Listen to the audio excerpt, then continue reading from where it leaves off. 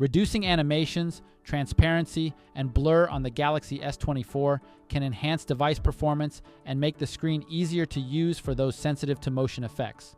This is how it's done. First, tap the home button to return to the home screen.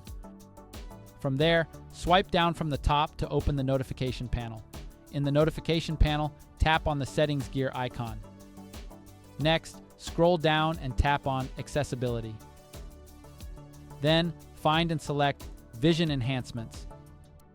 Now, scroll down to find Reduce Animations.